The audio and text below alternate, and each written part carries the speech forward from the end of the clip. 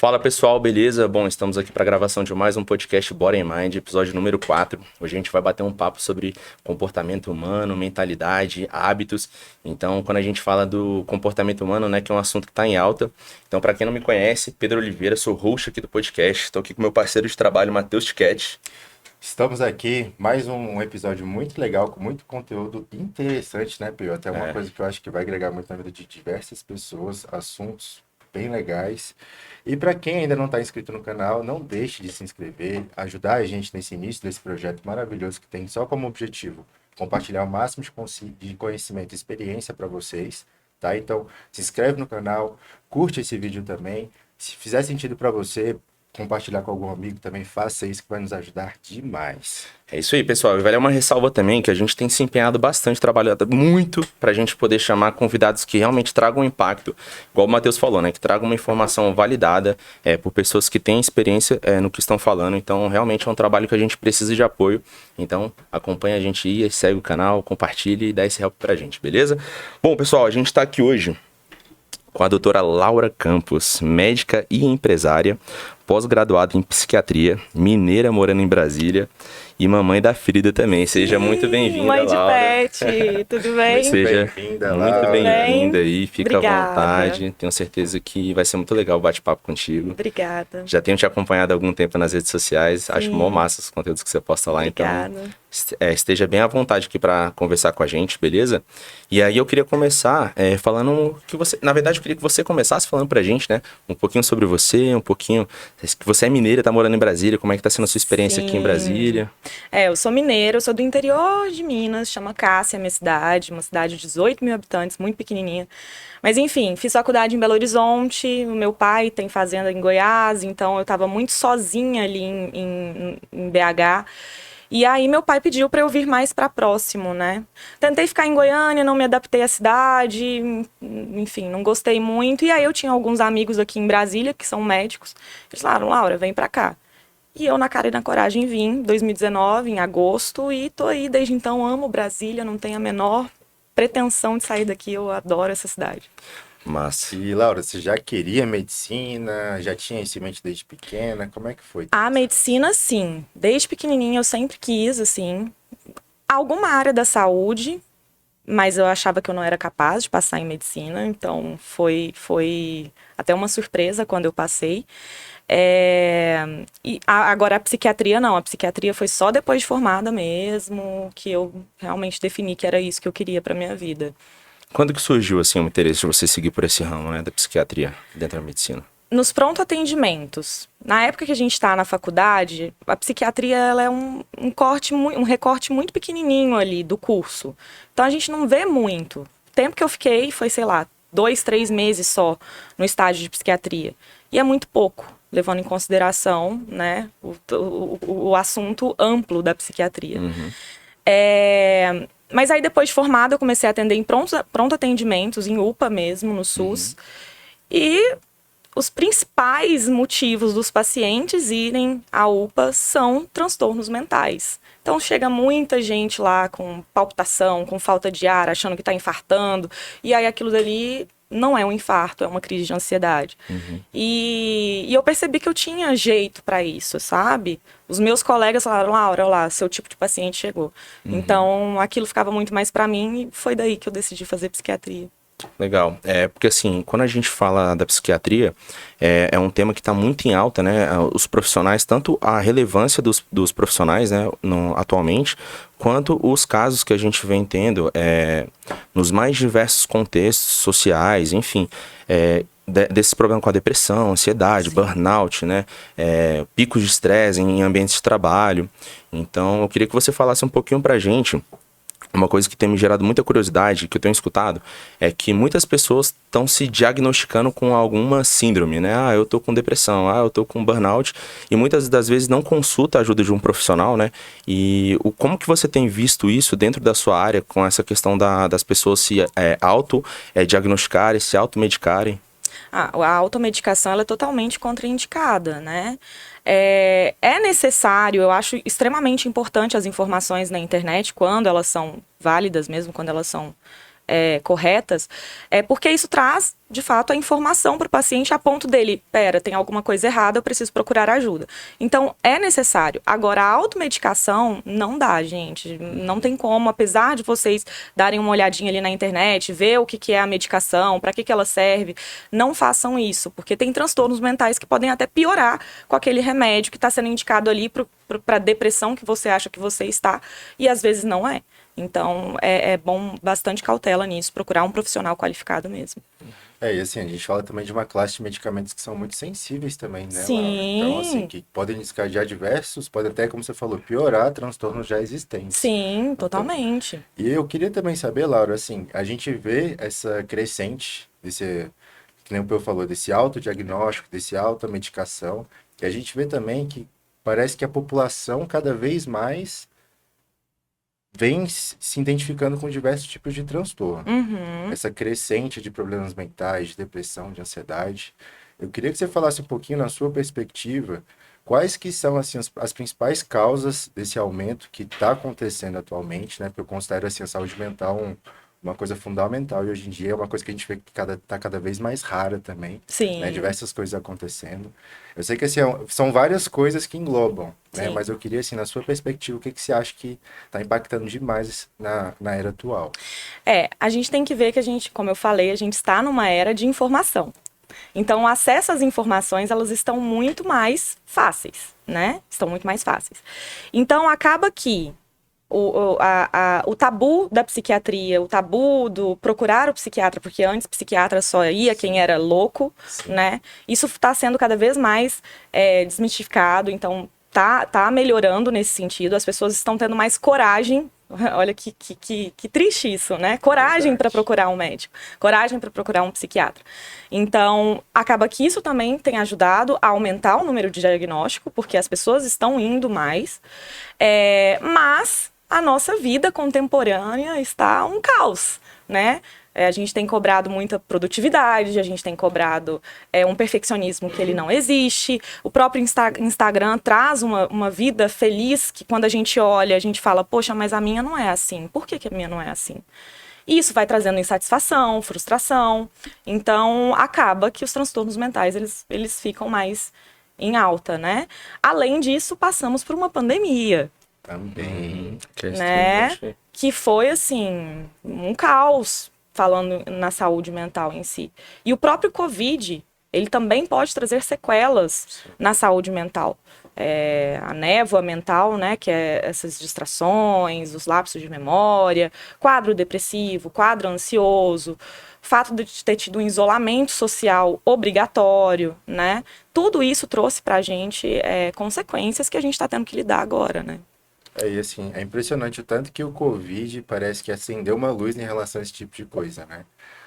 Aí a gente começa a perceber o tanto que a privação, cara, de atividades básicas do nosso dia a dia nos fazem mal. Sim. Convívio social. Né? Convívio social, o próprio exercício físico, que também tem sua importância no aspecto de saúde mental. Então, assim, você vê que realmente foi uma coisa que mudou muito a cabeça das pessoas, que nem você falou, a gente vai colher frutos disso, acredito que por longos anos. Por longos anos. Porque gerações que estavam, sei lá, em idade pré-escolar, nessa fase, acabam tendo um prejuízo muito grande na parte cognitiva. Muito, muito. E também na autocobrança, né? Porque, gente, infelizmente não dá, assim. O homeschooling não traz a dedicação e as informações necessárias como num ambiente escolar mesmo. A estrutura faz muita diferença, né? E o convívio, como você falou, também faz muita diferença, né? Para a prevenção dos transtornos mentais. Então, a gente ainda vamos descobrir ainda muitas coisas negativas. Com certeza. E assim, até legal, porque puxando um pouco para a minha área também, a gente vê que o impacto do ambiente, né, no aumento também dos problemas mentais. Tanto da parte de sedentarismo, obesidade, tem algumas partes de aditivos alimentares que já tem alguns estudos que a gente correlaciona com possíveis casos de hiperatividade, entre outras coisas, né, deficiências nutricionais. Então, você vê que assim, é um englobado de coisas que estão contribuindo para esse crescimento que a gente vê hoje em dia. Sim. Desde um melhor diagnóstico / acesso à informação, como também um ambiente mais propício para isso. Sim, com certeza. E assim, Laura, nesse contexto das doenças psicossomáticas, né, quando você quanto profissional, como que você faz para identificar se o indivíduo de fato tem alguma disfunção ali, alguma questão comportamental que justifique o diagnóstico? Vou só explicar um pouquinho para as pessoas o que é as doenças psicossomáticas, né? As doenças psicossomáticas, os transtornos psicossomáticos, na verdade, são uma conversão, né, de sintomas emocionais que convergem em sintomas físicos. Então, a pessoa, como eu falei no pronto atendimento, chega lá com crise de ansiedade, falta de ar, palpitação, formigamento, entorta a mão, achando que aquilo dali, às vezes chega até convulsionando, achando que aquilo dali é um quadro de infarto, de asma, enfim, qualquer coisa do gênero, convulsão. E aí se depara, não, é uma crise de ansiedade, você está passando por um problema, por um estresse. Como é que a gente identifica isso, então? A gente afasta as doenças orgânicas, então a gente vai ter que solicitar exames, a gente vai ter que ver se tem ali alguma causa que justifique aquilo. Após isso ter sido excluído, a gente pensa, sim, nas doenças psiquiátricas, né? No transtorno psicossomático, no caso. Então, aí a gente avalia através disso, avalia os fatores ambientais, avalia como é que a pessoa está vindo emocionalmente nos últimos meses. Então, tudo isso é avaliado para que assim a gente consiga fechar esse diagnóstico. E quando a gente fala de tratamento dessas doenças hoje, como que tem sido a intervenção? Porque assim, eu vejo muito forte a parte medicamentosa tomando conta, né? Eu falo isso porque no meu contexto de trabalho, volta e meia alguns alunos meus relatam, né, que estão fazendo uso de um medicamento para ansiedade, outro para questão de estresse. Então, assim, você vê que há algum consenso na sua área em relação à parte medicamentosa ser obrigatória ou não? Tipo, de fato, a terapia, ela exerce um papel muito importante e pode descartar a parte medicamentosa. A terapia é extremamente importante, mudanças ambientais, mudanças de hábitos são extremamente necessários para ter uma melhora. Mas a medicação, ela também faz um papel ali muito importante no tratamento. Pensando que uma pessoa está tendo crise de ansiedade recorrente, gente, aquilo dali é o plus, assim, né? É o máximo. Não é uma ansiedade fisiológica, não é estar deprimida, é estar depressiva, é estar ansiosa de fato. Então, a medicação ela vai ajudar nesse sentido. Não que a pessoa vai precisar tomar o remédio para o resto da vida, mas talvez por alguns meses, até que aquilo dali se estabilize, até que ela consiga mudar alguns fatores ambientais, até que ela consiga aderir a hábitos saudáveis, pode sim se fazer necessário. E é legal, assim, pensar que, às vezes, o medicamento, o caso da pessoa, às vezes, ele acaba sendo tão incapacitante que o medicamento ele entra como uma ferramenta até para ser aquele empurrãozinho para a pessoa começar a praticar exercício, a cuidar da parte alimentar. Então, acho que, lógico, vai depender muito de cada paciente que a gente estiver falando, é muito individualizado, mas eu acho que, assim, o medicamento, na hora necessária, ele é fundamental, cara. Fundamental. Interessante. Agora, você falou da questão do contexto ambiental, né? E o quanto que isso impacta na parte comportamental como um todo, né? Igual o Matheus falou, tanto a parte alimentar, a prática de atividade física regular, o contexto familiar, relações sociais de amizade mesmo, os contextos que a pessoa se insere, né? Isso diz muito sobre a questão do comportamento e o quanto que ela vai estar bem consigo mesmo. A gente estava até conversando com um dos nossos convidados sobre a questão do autoconhecimento, né? O Matheus até enalteceu muito que, assim, é uma busca sem fim, o quanto que a gente pode se autoconhecer, o quanto que a gente pode se desenvolver. E um assunto que eu vejo, Laura, que um assunto não, na verdade, uma situação que eu vejo muito dessa questão ambiental que vem impactando muito nos dias de hoje é a questão do cigarro eletrônico, né, cara? Porque eu vejo que o cigarro ele está muito associado com a questão de fatores ambientais, né? Então, um contexto onde você se insere, ele ajuda muito para que isso aconteça, essa situação em específico.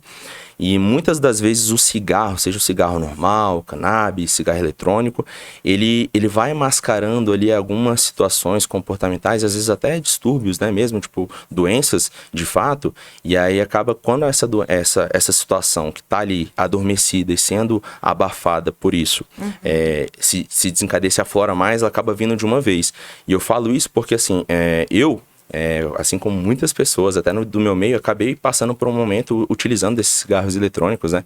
E foi extremamente difícil de parar, assim, porque sempre quando eu estava cansado, sempre quando eu chegava num dia mais estressante de trabalho, eu compensava.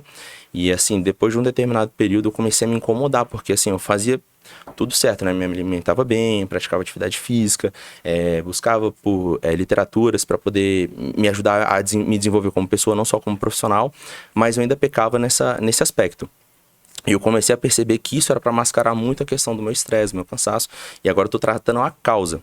E eu queria que você me falasse, dentro do seu contexto de trabalho, se você tem visto os pacientes utilizando muito desse mecanismo dos cigarros eletrônicos que estão muito em alta. E qual que é o impacto que você vê desse hábito nesses pacientes, principalmente os pacientes que já têm esses distúrbios mentais, né? E como que eles se correlacionam a nível de piorar, de melhorar? Bom, primeiro de tudo, cigarro eletrônico, acho que é muito importante a gente falar aqui, apesar de estar sendo disseminado e vendido por qualquer pessoa na rua, cigarro eletrônico ele é proibido no Brasil, tá, gente? Ele não pode ser vendido, ele não pode ser usado, então acho que isso é muito importante de falar, justamente porque é uma química que vicia, e vicia 4 vezes mais que o cigarro normal. Então já começa por aí. Né? A título de curiosidade, um cigarro normal aqui no Brasil, produzido no Brasil, ele pode até 1 miligrama por cigarro, 1 miligrama de nicotina por cigarro. No caso dos cigarros eletrônicos, eles podem chegar até 57 miligramas por ml de nicotina. Isso assim, a gente está falando, pensando num cenário até positivo, porque na verdade, por ser proibido, não tem uma regulamentação. Então a gente não sabe como é que está sendo produzido, quais são as substâncias que estão sendo utilizadas. Então é um buraco que é bem mais embaixo, né? O cigarro eletrônico, gente, é gostoso. Eu já fumei, eu já experimentei. Ele é gostoso, Sim, né? Total. Ele é aceitável, porque é uma fumacinha, é um vaporzinho, na verdade, não tem cheiro. Na verdade, o cheiro é até gostoso, é o cheiro de tutti-frutti, de melancia, de menta, melhora hálito. Então, por que não usar, né? Além de tudo, traz ali um relaxamento, você se sente bem. Então, por que não usar? Bom, primeiro porque a gente está falando de nicotina. Nicotina vicia, né? Atua ali na área da recompensa, do prazer. Então, por isso que quando você chegava em casa, cansado, exausto, deixa eu pegar um pouquinho de dopamina aqui. Eu mereço, né? Eu mereço. Eu mereço. Deixa eu pegar um cheirinho de dopamina. Então, eu ia lá e fumava, né? E aí, isso passa a ser cada vez mais necessário, porque você quer ativar mais essa zona da recompensa, essa zona de prazer. E aí vem o vício. Então, a gente está falando já, né, de uma consequência, que é a dependência química.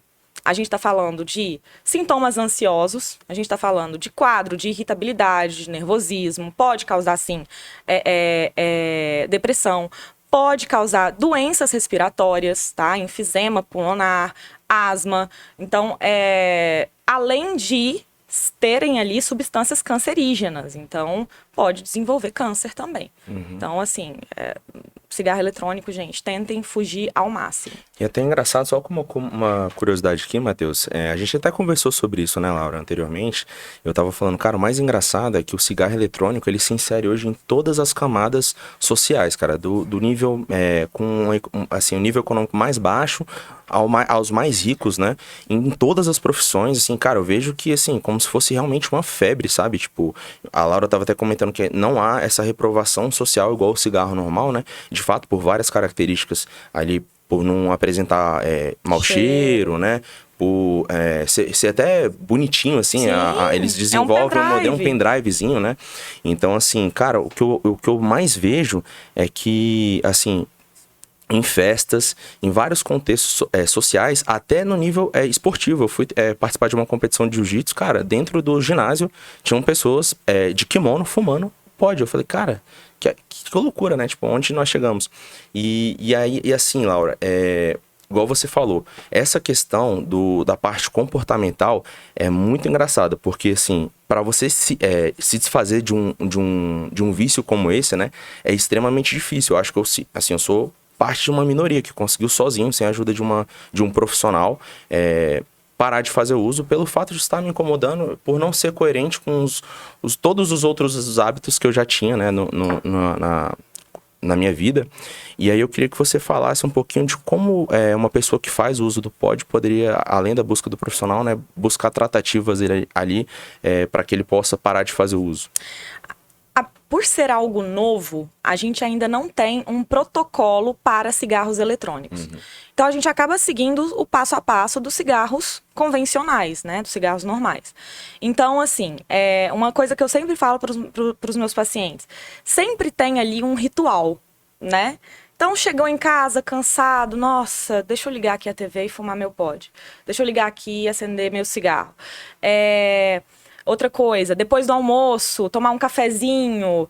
Deixa eu, então, tomar meu cafezinho e fumar meu cigarro. Então, cortar esses gatilhos, tirar esses rituais é extremamente importante. Substituir esse hábito por um outro hábito, no sentido de eu gosto de tomar o meu café e fumar o meu cigarro. Então, esse cigarro, esse café, ele não vai poder existir. Então, vamos substituir por alguma outra coisa? Sei lá, levantar, dar uma caminhada. Outro ponto, tornar aquela situação em que você está fumando uma situação desagradável. Então, você geralmente fica deitado e fuma seu pod. Não, você vai fumar ele em pé. Você não vai ficar sentado, você não vai se escorar em nenhum lugar, você vai fumar ele em pé. Outro ponto, criar pequenas metas. Metas pequenas mesmo, fáceis de bater. Então, eu vou ficar um dia sem fumar. Eu não vou fumar no período da manhã. Eu não vou fumar no período da tarde. Isso traz pra gente uma autoconfiança, né? Poxa, eu dei conta de ficar um turno sem fumar. Bom, dei conta de ficar um dia sem fumar. Então, pode ser que eu consiga 1 dia e meio. Pode ser que eu consiga 2. E assim por diante. Outra questão é buscar hábitos saudáveis. Hábitos saudáveis trazem também objetivos saudáveis. Então, se eu tô fazendo atividade física, consequentemente, eu não vou querer fumar, porque aquilo atrapalha o meu desempenho. Eu não vou querer me alimentar mal. Então, uma coisa puxa a outra, né? Então, basicamente é isso. A gente pode, sim, fazer uso de adesivo com nicotina, chiclete com nicotina. Obviamente, procurar profissionais, né, especializados, psiquiatra, pneumologista, para ajudar também na abstinência que causa. Mas a gente ainda não sabe, de fato, como barrar isso, sabe? Então, a gente acaba utilizando as técnicas aí do cigarro convencional.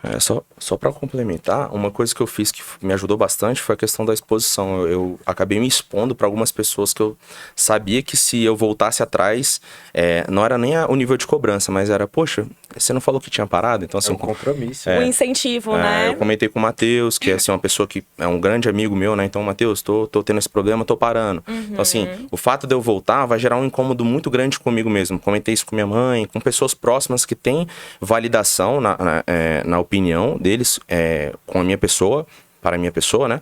E aí, isso me ajudou muito, porque assim, eu tive algumas recaídas.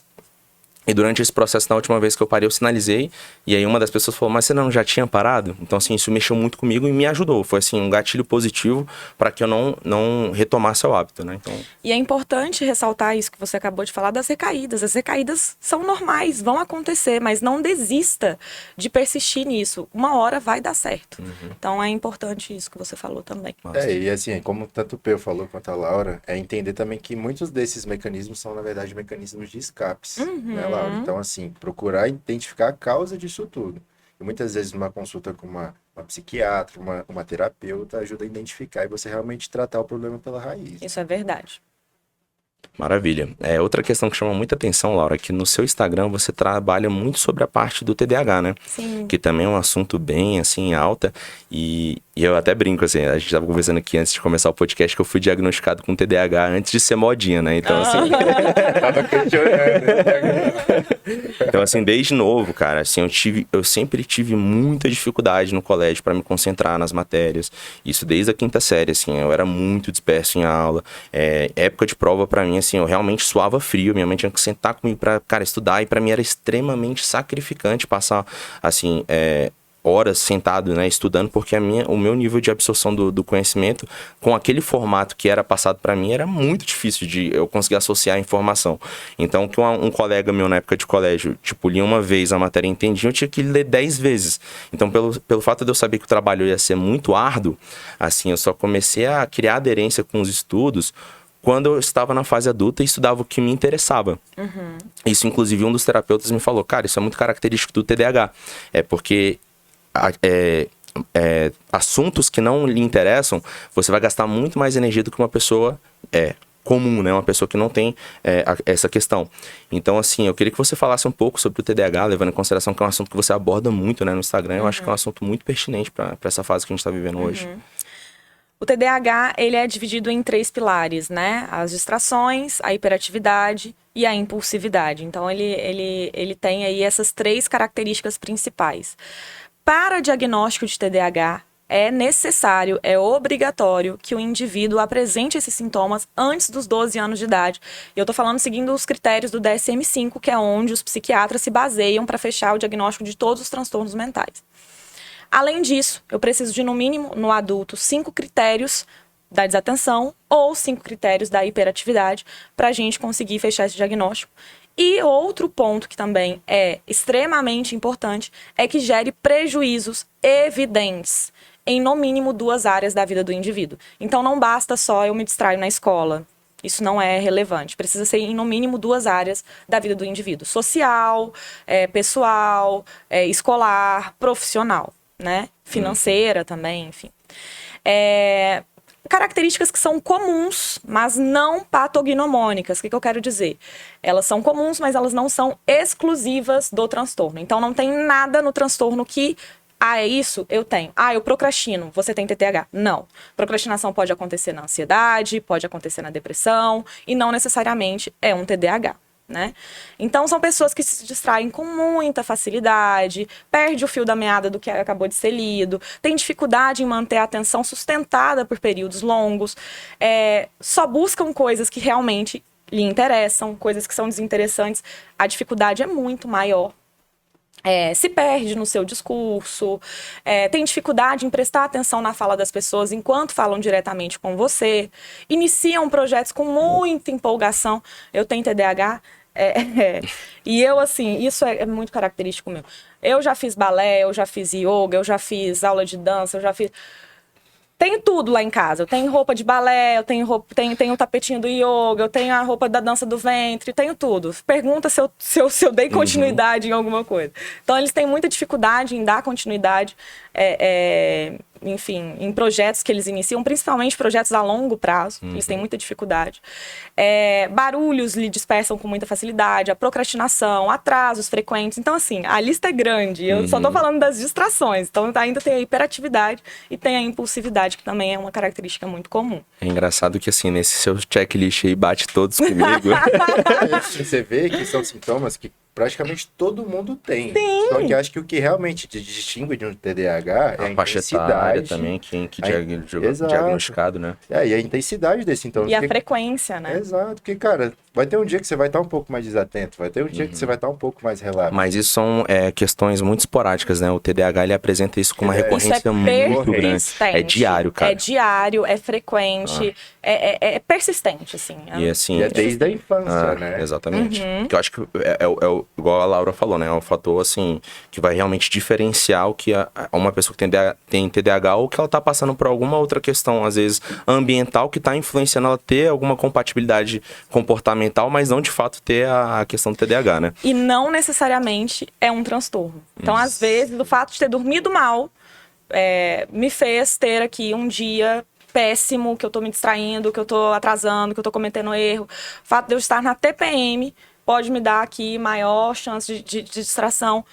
Me alimentar mal também. Então, enfim, o leque é grande. Então, não dá pra gente dizer que tudo é transtorno também. E eu gerei muita identificação quando você falou sobre a questão do TDAH, porque você falou assim, eu começo várias coisas, tem um monte de coisa lá em casa. E bate muito com uma ligação que o Matheus fez pra mim, acho que foi, cara, na segunda, foi na terça-feira, ele falou, irmão, preciso conversar com você. Eu falei, putz, deu um. Porque a orelha também, né? Ele falou, cara, é o seguinte, tô percebendo que você, cara, eu acho muito legal que você é empenhado, trabalha, acorda cedo, dorme tarde, faz um monte de coisa, mas assim, eu sou seu amigo, então acho que você tem que dar espaço pra ouvir o que eu quero te falar. Cara, vamos frear um pouquinho, tipo assim, vamos ver o que é prioridade, vamos começar a escolher um pouco de forma... Vamos escolher mais de forma assertiva as suas tarefas, porque eu tô vendo o seu nível de cansaço, né? Tipo, você quer abraçar o mundo, você quer fazer tudo, ser bom em tudo. E eu acredito que isso vai atrapalhar muito a sua jornada, principalmente na sua atividade fim, que é como professor de educação física, como personal e tudo mais. Então, assim, é muito engraçado ver como, de fato, quem quem tem o transtorno, né, vai se identificando com o outro que tem também, porque as características, elas se repetem de uma forma muito latente, né? Muito, muito. Que bom que você tem um amigo que te ajuda nisso. Porque eu falei pra ele, às vezes tem que dar umas puxadinhas também. Porque a gente entra no automático e a gente só vai, né? Só vai. E é uma característica muito comum do TDAH essa questão de eu preciso dominar o mundo. Porque a gente tem uma personalidade, alguns traços assim, de crenças mesmo de incapacidade. De a vida inteira eu me achei burra, preguiçosa, poxa, uma pessoa que lê em uma vez, eu tenho que ler, como você falou, em 10 vezes, senão eu não consigo assimilar. E olhe lá se eu consigo assimilar. Então, a gente já tem isso. Então, essa questão que você falou de eu preciso dar conta do mundo, eu preciso fechar isso é muito comum no TDAH. Muito comum. E, Laura, eu queria também que você explicasse um pouquinho para as pessoas, que tem muitas pessoas que confundem ansiedade com TDAH. Quais são as principais diferenças entre os dois? Então, a ansiedade, gente, é medo. É preocupação. Então, os meus pensamentos, eles estão voltados para a preocupação. Eles estão voltados para o meu medo irracional da situação. Já no TDAH, os pensamentos, eles são totalmente dispersos. Então, eu vi essa garrafa aqui e falei, nossa, gente, eu esqueci a minha garrafa lá em casa, né? Nossa, porque aí eu tenho que pegar depois, nossa, tá lá em casa. Aí lá em casa eu tenho que pegar a Frida, passear com a Frida. Eu já tô em Nárnia. Já começa por aí. Segundo ponto, TDAH é um transtorno do neurodesenvolvimento. Então, como eu já falei, ele precisa iniciar ali na infância. A ansiedade, apesar da gente ter visto cada vez mais adolescentes, crianças com sintomas ansiosos, não é comum. O comum é mais no início da fase adulta, tá? Os transtornos de ansiedade. Outro ponto é o paciente com ansiedade, ele é extremamente impaciente, irritado, hipervigilante, ele precisa, né, assim, estar sempre atento que algo de ruim vai acontecer. No TDAH, isso já não é comum, tá? E aí a gente pega também a cronologia do transtorno, né? Como é que é isso a longo prazo? Como é que tem se estendido? Há quanto tempo que você apresenta essas características? Na ansiedade, não é uma regra também a pessoa se distrair com tudo, a pessoa atrasar, a pessoa perder prazo. Não é tão comum. Então a gente vai pegando esses diferenciais. E eu achei interessante que quando você estava falando um pouquinho sobre você falou que você achava que você não era capaz de passar em medicina. Sim. Você, como uma pessoa que tem TDAH também, como é que você, assim, conseguiu burlar o seu TDAH para conseguir se concentrar mais? Eu não sabia que eu tinha TDAH. Não sabia? Eu só fui ter o meu diagnóstico na aula de TDAH quando eu estava cursando psiquiatria. Nossa, então você foi guerreira. Falei, gente, mas isso daqui não era normal a pessoa ser assim. Então eu não sou só preguiçosa, então eu não sou só... E aí, obviamente, eu fui num psiquiatra e aí ele fechou o diagnóstico. Minha filha, você é TDAHzinha pura. Então, enfim. Mas então, essa história da medicina, ela é muito legal. No meio do 3º ano, eu prestei vestibular para ver como é que seria o ambiente de prova, tempo de prova. Meu pai me incentivava muito. Então, falei, deixa eu testar isso daqui, deixa eu ver como é que é. Quanto tempo que eu vou gastar em cada questão e tal. E aí eu passei. Um teste. No meio do 3º ano, você acredita? Caramba. E aí eu precisei entrar na justiça, né, para conseguir fazer o curso. Aí eu fiz um supletivo ali por 6 meses para conseguir entrar no curso. E eu entrei, consegui cursar os 6 anos, peguei IDP, fiquei de recuperação, tive as minhas dificuldades, mas consegui formar. E aí comecei a psiquiatria e lá eu descobri que eu tinha TDAH e aí tudo fez sentido na minha vida. Foi assim. E você tinha algumas ferramentas que te ajudavam a focar mais nos seus estudos? Porque medicina a gente sabe que demanda demais, né? Cara, eu pedi muita ajuda. É? Muita ajuda para os meus amigos. Então, de uma forma intuitiva, eu pedia para eles me cobrarem. Então, eles iam e tomavam a matéria de mim. E eu tinha que ensinar para eles como é que... Enfim, as questões, né? A matéria. Além disso, eu fazia mapas mentais, que a faculdade já incentivava a gente a fazer mapa mental. Isso me ajudou muito, porque o TDAH, ele é muito visual, a gente precisa estar com tudo muito claro. E aí, letrinha, aquilo dali é muito maçante pra gente. Então, prender a atenção dessa forma funcionava pra mim, sabe? Mas o principal foi os meus amigos mesmo. É importante você ter uma rede de apoio. Rede de apoio. É engraçado você falar essa questão da nossa formatação de retenção de informação, né? E, cara, eu acredito muito que esse podcast, ele ele veio de vários fatores, né, que influenciaram eu me conectar com o Matheus e a gente desenvolver a ideia juntos, mas ele começou, assim, pelo menos a ideia, a semente começou na minha cabeça quando eu fui no meu primeiro podcast como convidado. E quando eu fui, eu falei assim, cara, esse modelo foi um modelo perfeito, assim, tipo, pra minha vida, porque foi aonde eu realmente consegui consumir conteúdo com mais frequência e aumentar o meu nível de conhecimento, assim, um tempo consideravelmente rápido, porque eu conseguia prestar atenção. Porque tinha legenda, porque tinha, tipo, uma imagem, tinha as pessoas gesticulando.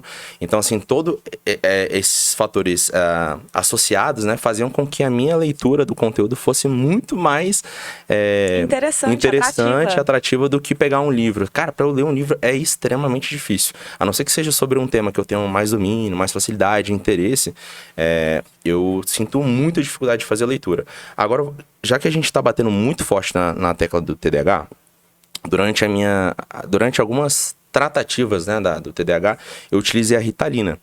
Mas pra mim não foi muito bom, porque ela gerava um efeito muito positivo durante o uso, né, do medicamento, mas ela me dava muito rebote, dor de cabeça. Foi um período que eu fiquei extremamente estressado, assim, também. Na época eu estava para concurso, então, assim, gera aquele modelo engessado, né, de estudo mais técnico, e me geravam todos esses rebotes de dor de cabeça, de estresse. Ficava extremamente estressado, assim, extremamente estressado. E aí eu queria saber como é que hoje você, né, trabalhando dentro da área, você entendendo o TDAH por você vivenciar ele de forma 360, como que você julga assim, um protocolo GOLD de tratamento para uma pessoa que tem TDAH? O protocolo GOLD, ele é individual. Então, não tem como eu dizer o que é o protocolo GOLD. Mas, assim, a base do tratamento é a psicoterapia cognitivo-comportamental. É extremamente necessário um controle ambiental. Então, a casa de um paciente com TDAH, ela precisa ter o mínimo de estímulo visual possível, porque a gente vai se distrair. Então, tem que ser uma casa extremamente organizada. O minimalismo, que está em alta, tem que ser assim. Porque senão a gente vai se distrair. Então, o protocolo de organização das coisas. Então, o meu copo, ele fica sempre aqui. Quando eu chego em casa, a chave tá sempre aqui. A carteira tá... Isso é extremamente importante pro TDAH. Porque se tira dali, ele vai perder. Lembrei agora de uma situação que eu deixei o meu carro estacionado ali, né, pra vir pro podcast. Meu notebook tá lá, minha lancheira tá lá, minha bolsinha de maquiagem tá lá. Eu falei assim, gente, eu vou guardar isso no porta-mala pra, né, porque pra não chamar a atenção das pessoas e tal, pra não correr risco de roubarem. Eu falei, eu vou esquecer, porque não tá no meu campo de visão. Eu vou esquecer. Era pra estar ali do ladinho, onde eu sempre deixo, que é do lado ali, no banco do passageiro. Eu vou esquecer. Eu espero que eu não esqueça, mas é muito provável que eu vá esquecer. Isso medicada. Isso fazendo terapia. Então, assim, ainda assim, é importante entender que esses erros, essas distrações, apesar de eu estar medicada, vai acontecer. E aí também se faz necessário no tratamento o uso de psicoestimulantes também, né? Eu falo psicoestimulantes porque é a primeira linha de tratamento do TDAH. Está vindo para o Brasil, eu até fiz um vídeo, você deve ter visto, sobre... Está vindo para o Brasil o primeiro não psicoestimulante aprovado pelo FDA para o tratamento do TDAH. Ele ainda não está disponível para venda, mas também seria uma boa opção para você que não tolerou o uso do psicoestimulante. E ele não vai causar esses picos de irritabilidade, dor de cabeça, cansaço, exaustão. Ele já não causa isso.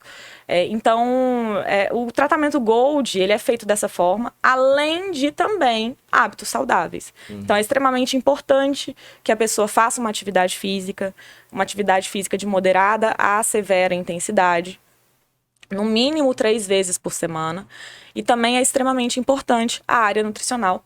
O Matheus vai saber explicar até melhor do que eu, mas é muito importante, porque as doenças inflamatórias, os alimentos inflamatórios, eles pioram mais os transtornos mentais, inclusive distrai, dá dor de cabeça, dá exaustão, fadiga, lapso de memória. Então, a alimentação ela é muito importante também no tratamento do TDAH.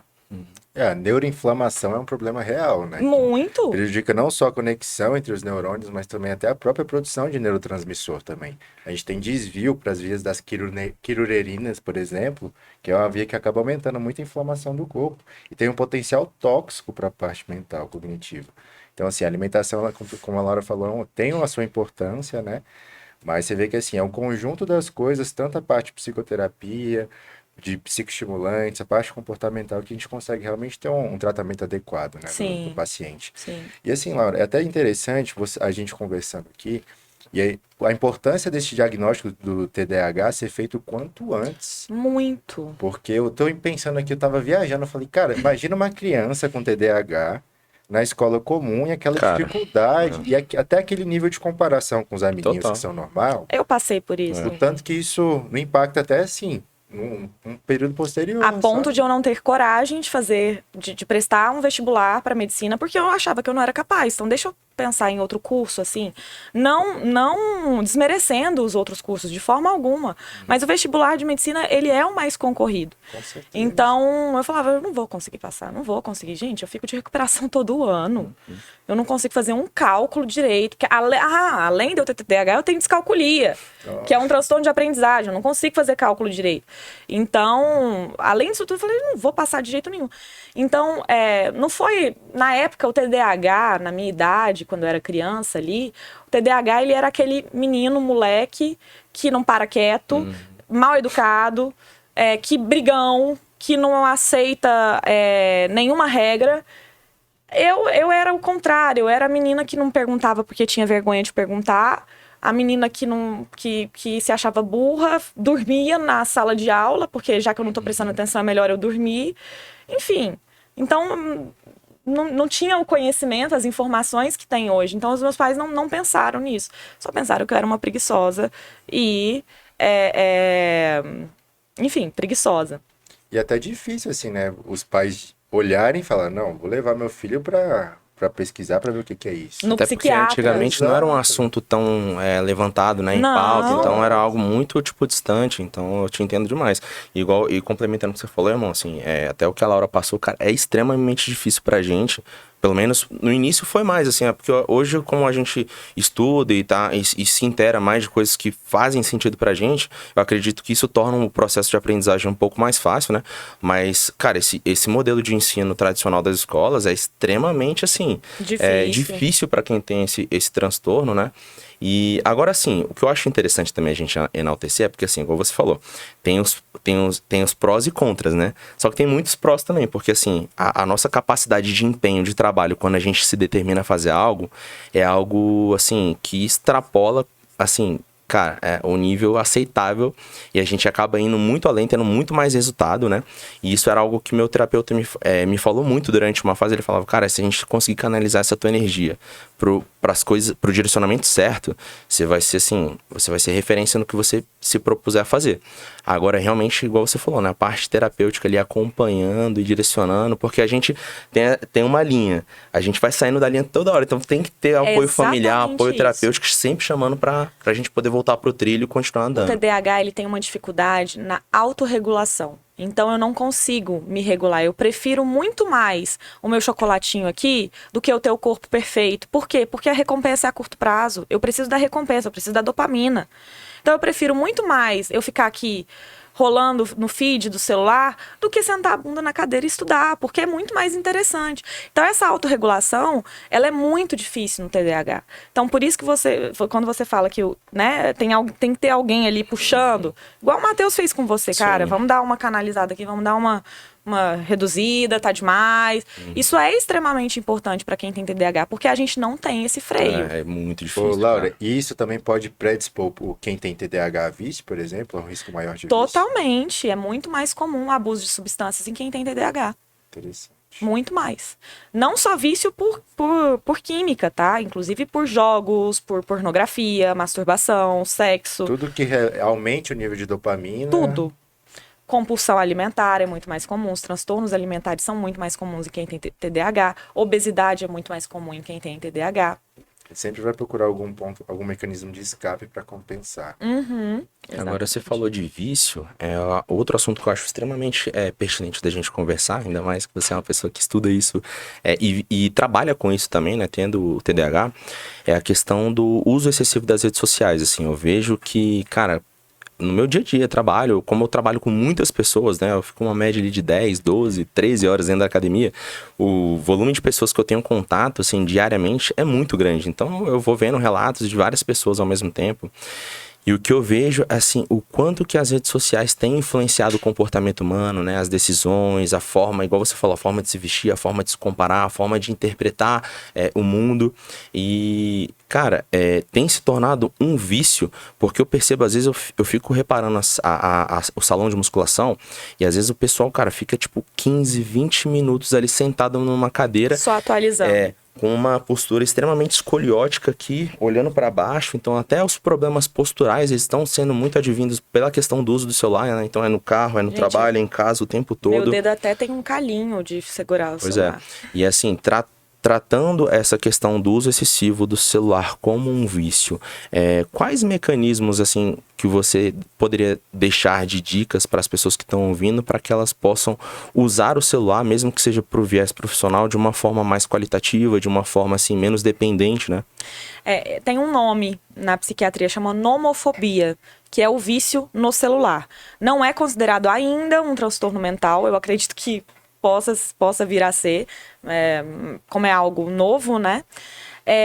Mas você me perguntou como que a gente pode identificar? Como que a gente pode intervir para, levando em consideração que assim, o vício do celular é algo muito real, assim, nos dias de hoje, para a grande massa da sociedade, como que a gente pode intervir, né, com uma questão mais terapêutica, com abordagens mais comportamentais, mecanismos ali mais práticos, para que as pessoas possam direcionar o uso do celular para uma forma mais consciente, para que não atrapalhe, né? Eu vejo que isso atrapalha as relações de amizade. Se hoje você vai num bar, você, cara, vê às vezes o pessoal ali, ninguém se comunica numa mesa de bar, Sim. ou num restaurante, um casal, né, que chega em casa, cara, e cada um fica no seu feed ali, não se comunicam, não conversam. Sim. Então, como que a gente poderia desenvolver mecanismos para poder, assim, ajudar as pessoas com uma abordagem terapêutica a diminuir o excesso do celular?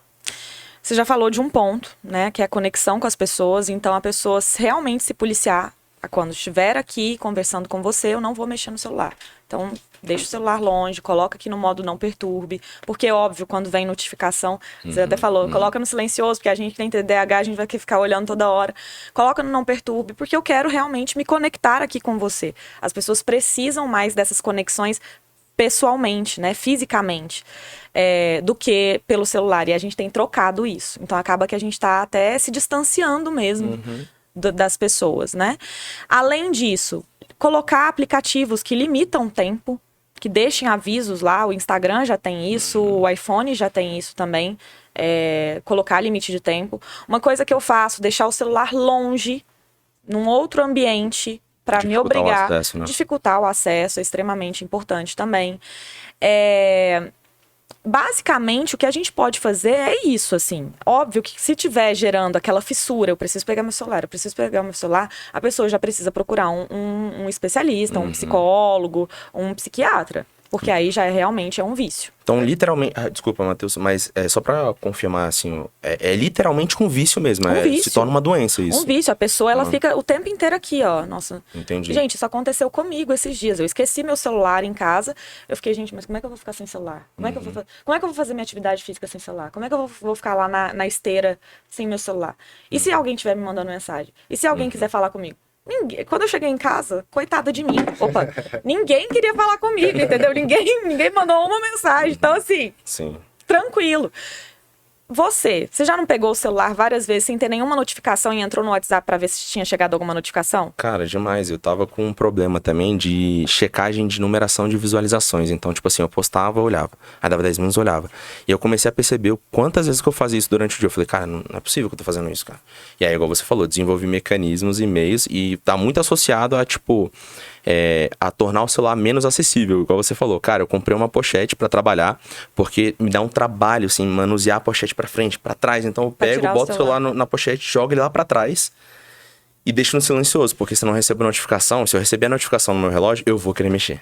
Eu vou parar minha aula, eu não vou prestar atenção no meu aluno, e às vezes ele vai estar fazendo um exercício complexo que exige minha presença ali, mas... é igual você falou, dá uma compulsão, cara. Eu recebi a notificação ali, cara, eu tenho que responder agora, aquela questão meio de imediatismo, sabe? Então eu desenvolvi mecanismos que são práticos, cara. Colocar o celular no silencioso e tornei o acesso dele um pouco mais difícil. Então vai muito em encontro. Mas você ia falar alguma coisa, irmão? E aquilo, não só uso o celular, mas aí entra a parte de mídias sociais, realmente, né? Aí o viés da comparação, da gente estar sempre se comparando, né? O viés da ilusão, porque muito do que a gente vê nas mídias sociais, grande parte disso não é verdade. Então vai gerando aqueles gatilhos, às vezes até pra pessoa entrar no quadro depressivo, coisas nesse sentido. Ansioso, depressivo, Exato. causa insônia, né? E a gente... Atrapalha o sono. Exato, e tem muito estudo que eu vejo, inclusive da exposição das crianças à tela. E a relação disso com problemas psiquiátricos, por exemplo, né? Então você vê que assim, a importância da regulação disso desde cedo é uma coisa que interfere total.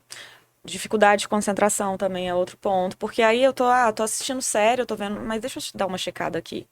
Nosso cérebro, ele não foi preparado para fazer duas coisas ao mesmo tempo. Não foi. Então, se eu estou mexendo no celular e assistindo a série, obviamente eu vou ter dificuldade de concentração. Então, obviamente, eu vou ter lapso de memória, eu não vou entender. Ai, não, deixa eu voltar. Então, assim, também não é TDAH isso, tá, gente? E assim, Laura, hoje em dia, a gente veio de uma era que a gente lidava com a escassez da informação. Hoje em dia, a gente lida com excesso, a gente tem que filtrar o que a gente tem que realmente colocar pra dentro, sabe? Então, é muito complicado isso, porque mídia social acaba disseminando muita coisa que necessariamente não te agrega em nada. Informações erradas Informações mesmo. erradas. Na pandemia aconteceu muito isso. Sim. Me fazia muito mal. Eu ficava atualizando no início, logo no início ali do isolamento social, eu ficava atualizando o tempo inteiro para ver o número de mortes. Isso cansa. Cansa. Destrói, na verdade, né? Exato. E você já fica Onde assim, você foca determina o que você vê. Então, se eu só foco ali naquilo, se aquela é a minha realidade, se é aquilo que eu tô consumindo, aquilo vai ser. Aquele famoso ditado, né? Que você dá atenção, cresce, velho. Então... Exato. Exatamente. Cara, agora sim, a gente tá indo muito pra essa parte das redes sociais. Eu acho interessante, Laura, você falar um pouquinho sobre o seu contexto profissional e como que você tem visto esse aumento, né, dos quadros de ansiedade, depressão, por meio das redes sociais. Quando você tá lá com seus pacientes, eles relatam, né, que estão com esses quadros ansiolíticos, com respostas fisiológicas, de estar com mais palpitação, mais falta de ar e tudo mais. O que além desses mecanismos, assim, que você já passou aqui pra gente, que são mais mecânicos, né? Como que você aborda isso com as pessoas? Porque é muito difícil, né, tratar isso nas pessoas, tipo... Muito. É muito mais uma abordagem psicoterápica do que medicamentosa, né? Não tem, o medicamento ele não vai acessar o seu pensamento de forma direta. Então precisa ter ali uma psicoterapia, um acolhimento, uma escuta, né? E trazer a pessoa para a realidade. Olha, a grama do vizinho sempre vai parecer mais verde. E não necessariamente entendeu? Então a gente acaba trazendo para esse contexto aqui. Legal, eu queria compartilhar algo com você. E assim, foi algo que eu conversei com uma pessoa muito próxima minha esses dias.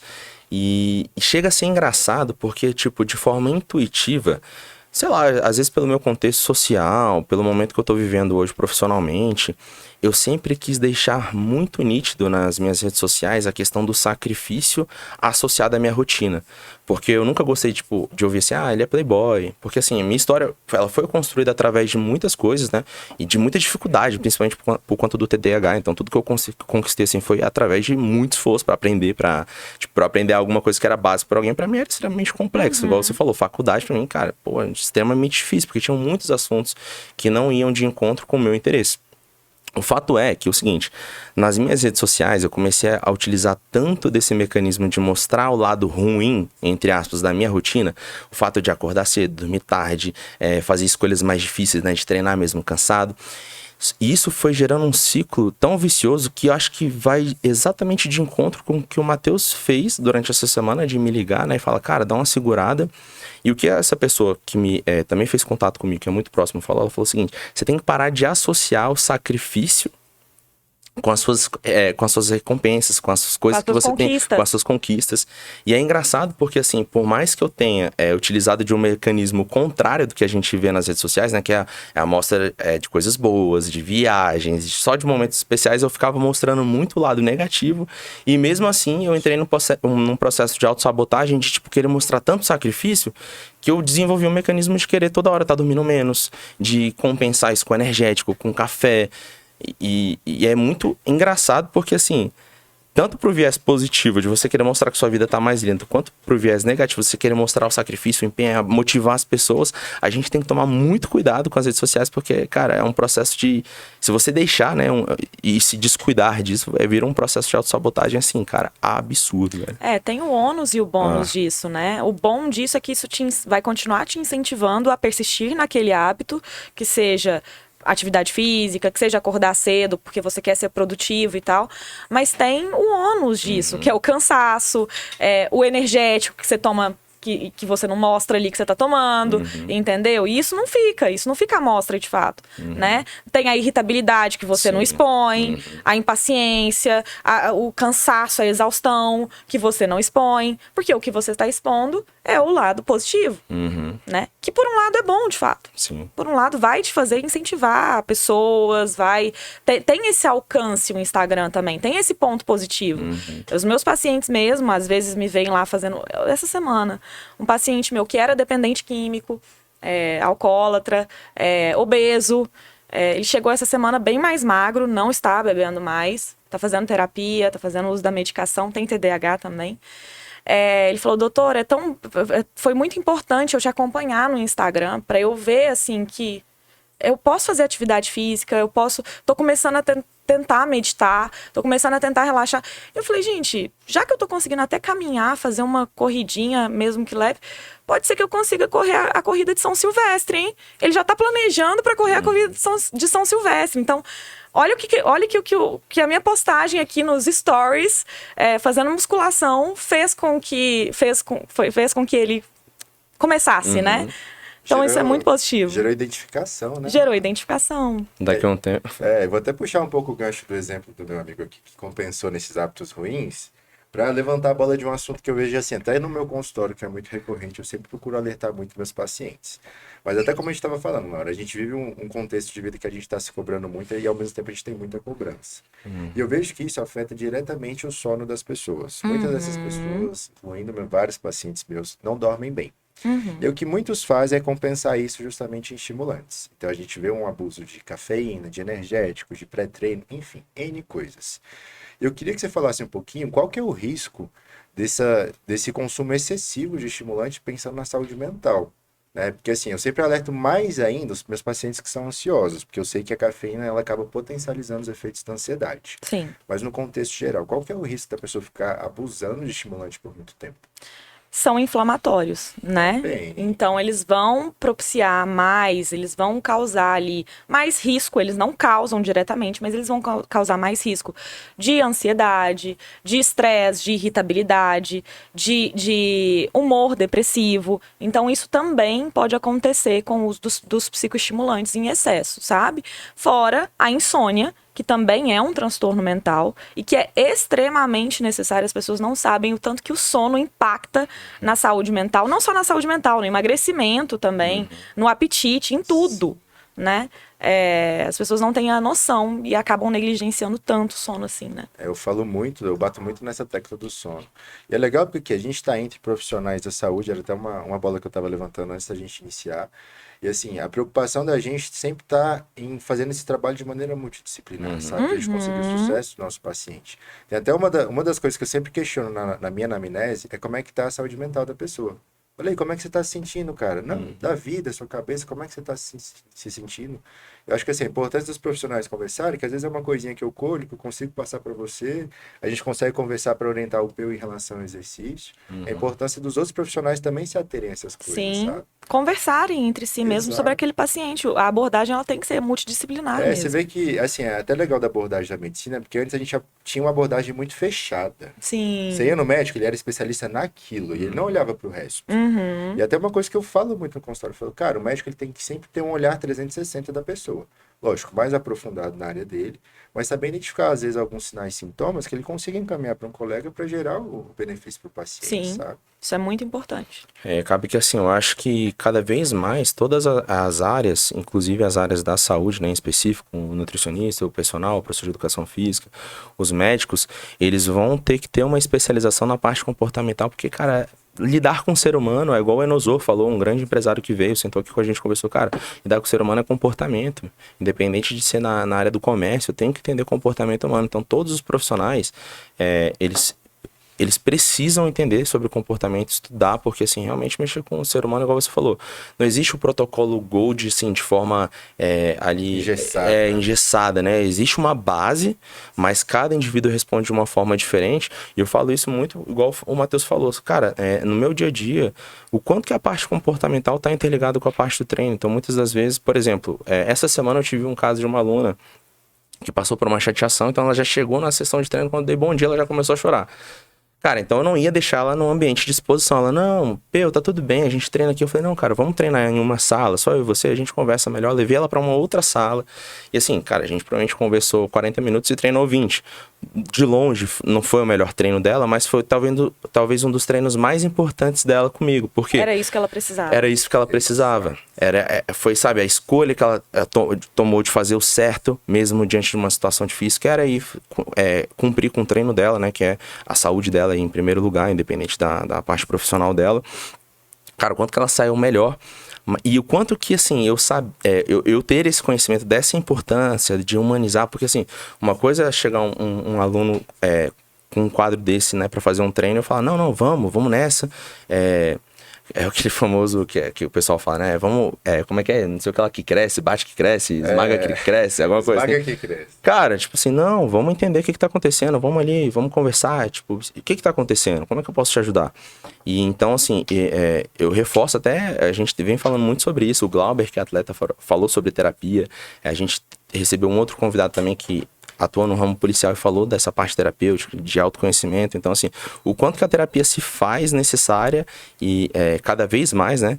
E brincando até um pouco com essa parte de rede social, acho que daqui a pouco o Instagram, as grandes redes vão exigir que cada usuário tenha um terapeuta, cara. Porque, tipo assim, pra estar nas redes sociais, você tem que fazer uma terapia ali pra você não pecar em algum excesso, né? Em algum sentido. Sim. Eu acho que todo mundo deveria fazer terapia. Isso é um pouco polêmico, porque a psicoterapia ela não é indicada para todo mundo. Sim. Mas você buscar o autoconhecimento, sim. Eu penso mais Seja como uma ele... jornada de autoconhecimento do que necessariamente você, às vezes, tratar alguma coisa. Sim, sabe? sim. E até uma das coisas que as pessoas normalmente procuram terapia, só procuram quando tá já com algum problema. Geralmente, sim. Né? Que bom que atualmente isso tem reduzido. As pessoas estão procurando mais. Porque, assim, gente, fatores estressores a gente tem o dia inteiro, todos os dias, né? E as pessoas, elas estão se atentando um pouco mais a isso. Ó, eu tô brigando muito com meu namorado, tô me sentindo muito impaciente, tô percebendo que no trabalho eu já não tô sendo tão produtiva assim. Deixa eu procurar um psicólogo, pode ser que eu consiga resolver alguma coisa. E resolve, é muito importante. Agora, para quem tá ouvindo, Laura, eu queria que você falasse um pouquinho sobre essa questão de o tratamento psicoterapêutico, né, ele não é indicado para todo mundo. Quando você fala isso, para o pessoal que tá ouvindo, né, entender melhor, como que você definiria isso, esse direcionamento, esse entendimento, né? A psicoterapia, primeiro de tudo, psicoterapia, né, é uma terapia, é um tratamento. Ela é indicada quando o paciente realmente tem ali transtornos mentais ou, de fato, crenças limitantes que podem, no futuro, desencadear algum transtorno mental. Fatores estressores ambientais, isso é também um fator de risco para desenvolvimento de transtornos mentais. Então, sempre quando ela estiver exposta a essas situações de forma crônica, né, é relevante, sim, procurar um psicólogo. Entendi. Ó, uma coisa que eu acho interessante também é mudando um pouquinho de assunto e puxando o gancho do nosso último episódio, até pro papo fluir para outras vertentes aqui e a gente poder conseguir explorar ao máximo da sua experiência, da sua jornada, principalmente profissional. A gente estava com o Enosor aqui, Enosor Júnior. Ele é um grande empresário aqui de Brasília e ele atua principalmente no segmento da moda. Ele tem uma marca bem famosa chamada Dane-se. Sim. a gente falou muito sobre o papo empresarial. E uma coisa que me despertou muita atenção foi a sua transição, né? Que você falou que não tinha o seu consultório, que já faz algum tempo que você tem atendido somente no particular. Eu queria que você falasse um pouco sobre essa transição da sua carreira, como que foi, as dificuldades que você enfrentou, se, igual você falou, né, cara, eu tinha medo de não conseguir, de ser incapaz, e como que você fez para vencer essas barreiras que você talvez já tivesse por conta do seu histórico e tudo mais. Sim. E como que você fez pra se tornar uma referência no que você faz, entendeu? Foi uma coisa que foi construída, né? As pessoas olham assim, pensam que foi de uma hora para outra, mas foi uma coisa que foi construída e, mais uma vez, de forma bem intuitiva. O TDAH, ele me traz ali, pensando... Eu não gosto de romantizar muito o TDAH, mas tirando ali leite de pedra, eu percebo que o TDAH ele me traz muita criatividade. E a impulsividade, por mais que ela seja ali, por diversas vezes, ruim pra mim, ela também tem pontos positivos. A ponto de eu ter coragem de ir lá e dar a cara a tapa, né? Se eu estivesse deixando ali o meu lado já... minha crença falando aqui comigo, né? Não faça, você não dá conta, não vai. Eu teria ficado atendendo plano de saúde até hoje. Mas enfim, eu mudei pra cá, contando um pouco, contextualizando, eu mudei pra cá em 2019, já começando a atender numa clínica por plano de saúde. Então eu atendia 40 pacientes por dia. Nossa, muita coisa. Muita coisa. E eu não tinha muito, a clínica cobrava que eu atendesse de 20 em 20 minutos, mas eu não tinha muito isso, não. Eu deixava bem livre pro paciente. E aí, consequentemente, isso foi o meu diferencial, o fato de eu escutar, de eu acolher, de eu estar ali presente para o paciente, independente do tempo. O paciente acabou se identificando comigo e fidelizando comigo. E aí eu percebi que eu passava os meus contatos, passo até hoje os meus contatos para todos os pacientes, então os pacientes tinham o meu contato. E às vezes a clínica ia lá e marcava o paciente para outro psiquiatra da clínica. E os pacientes me mandavam, doutora, não, eu quero você, que dia que você tá lá, eu quero ser atendida por você. Eu falei, uai, gente, parece que tem algum negocinho aqui que os pacientes estão gostando de mim. E junto com isso veio a pandemia, né? Logo 2020 começou a pandemia.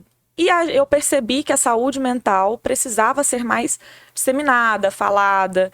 E aí eu dei a cara a tapa, abri meu Instagram, comecei a produzir conteúdo no meu Instagram.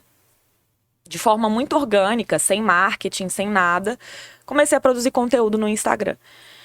E isso também já foi ajudando a aumentar a minha... né, assim, as pessoas me conhecerem, né? Me disponibilizando mais. Bom, em 2021, eu decidi sair de uma hora para outra da clínica e abrir meu consultório. Óbvio que no início não foi nada fácil, então esses pacientes que eu atendia pelo plano de saúde, para eles fidelizarem comigo, eu precisei cobrar um valor mais social, né? Então eu cobrava o valor de uma ficha mesmo, da Unimed, por exemplo, do plano de saúde. Então, sei lá, era R$150 que eu cobrava. Além disso, eu emitia nota fiscal desses pacientes. Ou seja, o seu valor só... E ainda dividia no cartão de crédito. Que ainda tinha os juros. Então, assim, eu pagava para trabalhar, basicamente. Mas foi necessário, porque aí eles me indicavam para outros, o Instagram já me trazia alguns pacientes. Eu gosto muito dessa abordagem multidisciplinar, então eu tenho contato com diversos psicólogos, eu converso sobre os meus pacientes com os psicólogos. Então, os psicólogos gostavam do meu trabalho e me indicavam também pacientes. E aí foi crescendo, até que um dia eu decidi falar sobre TDAH, e foi também, mais uma vez, de forma muito orgânica, porque eu passei a ter algumas limitações muito grandes do TDAH na minha vida pessoal. E eu falei assim, gente, eu preciso começar a falar sobre TDAH. Engraçado, eu tenho TDAH e eu nunca falei sobre TDAH, já falei sobre todos os transtornos mentais e nunca falei sobre TDAH. Aí eu, na impulsividade, abri a câmera e comecei a falar nos stories sobre TDAH. E aí o negócio disseminou de uma forma louca, como eu nunca tinha visto. E o meu Instagram cresceu, assim, de uma forma abrupta, assim. Coisa que eu achei legal você falar sobre isso é o senso de identificação, né, com você, por tudo que você já falou, mas também sobre usar a nossa fraqueza ao nosso favor, né? Porque, Sim. como você falou, o seu trabalho, ele se tornou algo com alcance muito maior quando você decidiu expor uma fraqueza sua. Uma vulnerabilidade. Exatamente.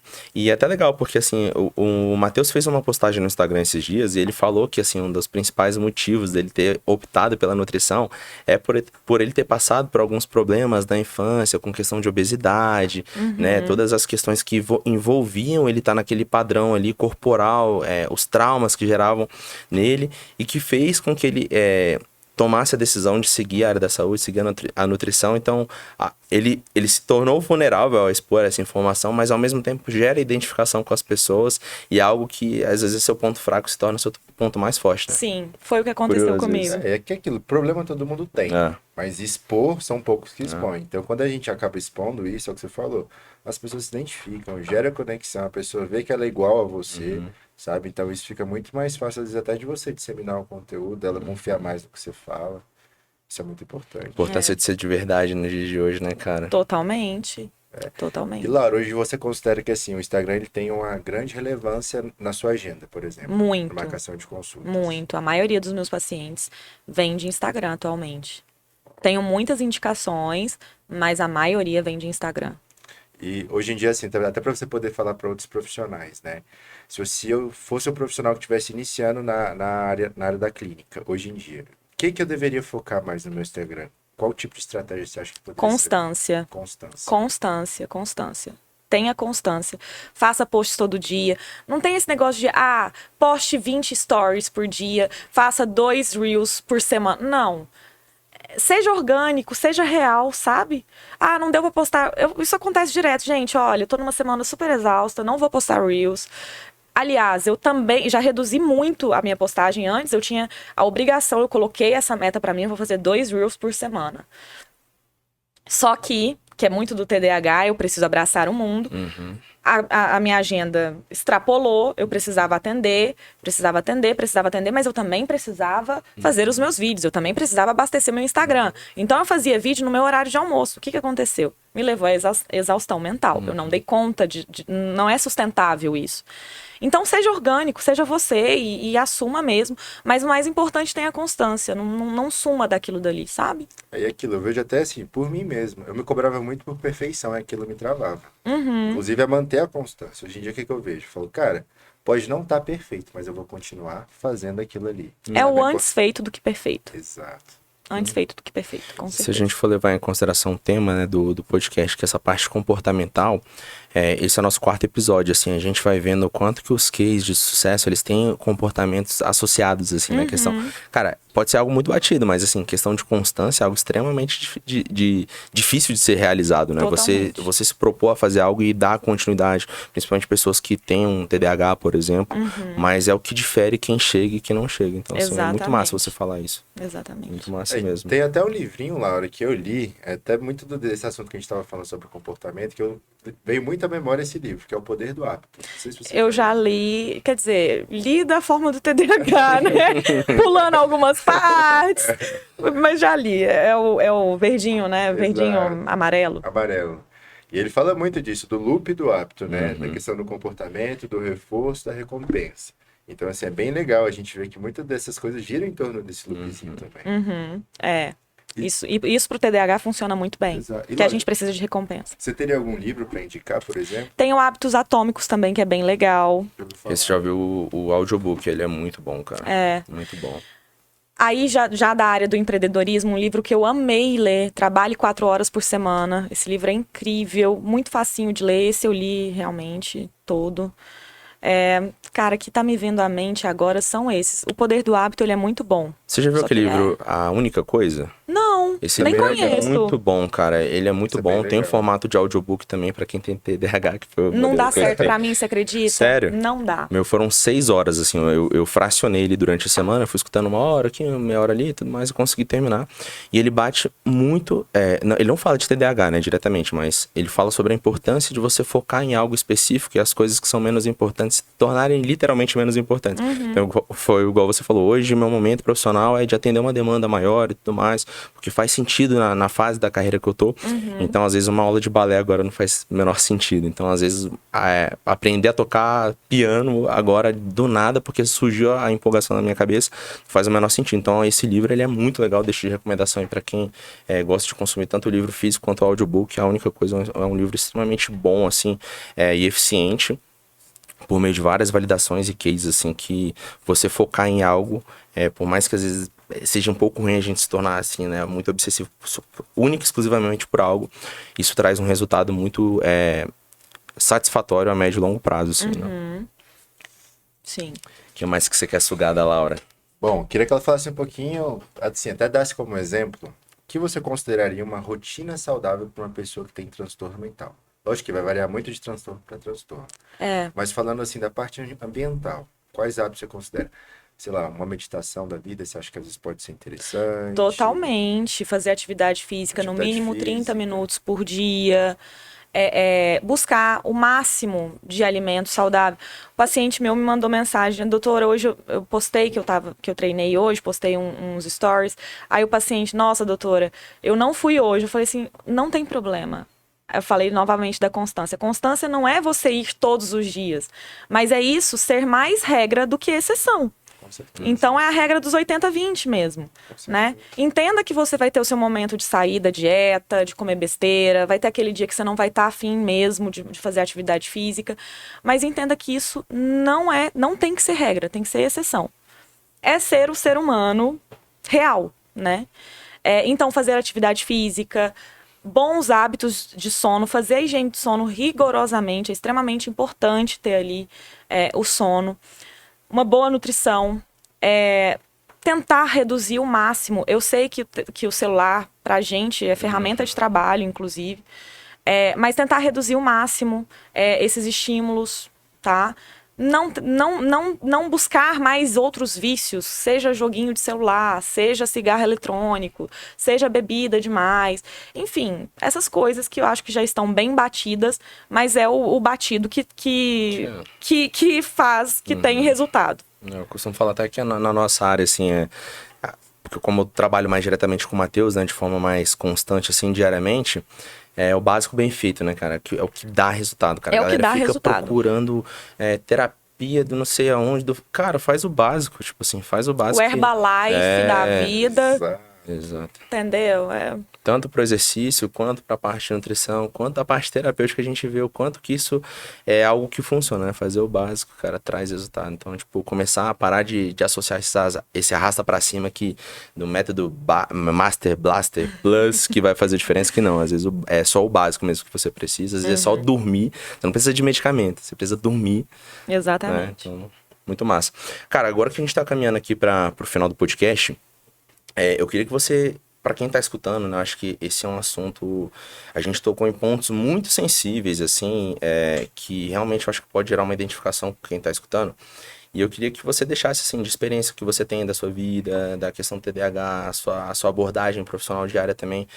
O que você poderia deixar, assim, de geral, de aconselhamento para as pessoas que estão ouvindo e passam por alguma dificuldade, estão passando por algum dos comportamentos que a gente mencionou aqui, né, que podem levar a ele acreditar que ele tem alguma disfunção emocional, que ele esteja passando por alguma condição de vulnerabilidade mental maior. Então, assim, eu sei que a gente já falou da importância do direcionamento, né, da questão terapêutica, mas para a gente ampliar um pouquinho mais e, de repente, condensar um pouquinho mais tudo que a gente falou. Estamos em Setembro episódio. Amarelo, inclusive, né? Pois é. Estamos no Setembro Amarelo. Então, aproveitando a deixa do Setembro Amarelo, entenda, você não está sozinho. Estamos todos no mesmo barco. Está difícil para todo mundo. Mas aquilo que eu falei, onde você foca determina o que você vê, é muito real. Então, tente focar em coisas positivas da sua vida. Tenta mudar um pouquinho a perspectiva, sabe? Olha para outro ângulo. E além disso, assim, tá vendo que não tá dando conta? Procura ajuda. Que seja seu amigo. Mas procura ajuda. Procura ajuda de um profissional, procura ajuda de um psicólogo, procura ajuda da igreja. Mas procura ajuda. Acho que isso é muito importante. É fantástico escutar isso, né? Porque só pra gente gerar uma conclusão aqui, o que eu vejo realmente é que talvez o gap aí esteja na pessoa aceitar se tornar vulnerável, né? No mundo hoje de aparências, de que todo mundo é muito foda, de que todo mundo é milionário, de que todo mundo é muita coisa. Se tornar vulnerável tem se tornado algo cada vez mais difícil, né? Da gente exercer, assim. Eu sou vulnerável, eu sou ser humano, eu tenho falhas. E até é engraçado que eu vim aqui pro podcast pensando, cara, será que eu falo que eu fumava cigarro eletrônico? Velho, tipo assim, bom, eu sou só adulto, pago minhas contas. E as pessoas que eu mais amo, tipo assim, aceitaram que eu passei por esse momento, tá tudo bem. E, cara, graças a Deus, graças às escolhas, graças a uma série de mecanismos e escolhas que eu fui adotando, eu consegui parar com esse hábito. Então, assim, pra quem tá escutando, galera, se tornem vulneráveis, vocês são seres humanos. Então, igual a Laura falou, peçam ajuda quando precisarem, porque, como você falou, ninguém está sozinho, né? A importância da rede de apoio, né? Inclusive, no caso dela, quando ela estava se formando, a importância dos amigos dela estarem ali auxiliando ela. Totalmente. Então, assim, que seja um amigo, que seja um profissional, mas busque ajuda. Perfeito. Laura, fala pro pessoal onde que eles te acham nas redes, Instagram, YouTube. Meu Instagram é DRA Laura Campos __. O número do meu consultório eu não vou saber te dizer, mas eu atendo na Sentiero Saúde Mental e Bem-Estar, que é a minha clínica. E acho que é isso, assim, eu não tenho mais outra rede social. Você atende online também? Atendo telemedicina, Legal. atendo presencial. Top. Então, galera, aqui, ó, uma excelente profissional para vocês que estejam, no caso de estar precisando de um apoio profissional. Recomendo demais, já acompanho ela há algum tempo, então fez todo sentido ela estar aqui. Então, sintam-se à vontade para seguir a Laura. E para você que chegou até o final do podcast aqui, como o Matheus falou, como eu falei lá no início, ajuda a gente precisa desse apoio para que o projeto continue, né, andando para frente. Então, a gente precisa que vocês se inscrevam aqui no canal, que recomendem o vídeo para os amigos, familiares, curtam também, deixem um comentário sobre os feedbacks, o que vocês acharam, onde a gente pode melhorar. Então, acho que é mais ou menos por aí. Se vocês ajudarem a gente consegue ajudar vocês. E, Laura, a gente só gostaria de agradecer você. Gente, eu que agradeço. Por tocar num assunto tão sensível de uma maneira tão leve também, trazer isso pra gente. Tenho certeza que vai gerar várias identificações com quem tá assistindo. Porque é aquilo, né, cara? A saúde mental hoje em dia é muito complicado de falar e da gente aconselhar, né? Então, assim, muito obrigado mesmo pela sua disposição de estar aqui. Eu que agradeço. Pelo menos eu e o Peu, a gente aprendeu muito cara. aqui. Que bom. Tá vendo também, Obrigada de coração pelo convite. Fiquei muito lisonjeada pela confiança. Obrigada. Show de bola. Então, galera, a gente se vê no próximo episódio do Bora e a Mais. Valeu! Beijo!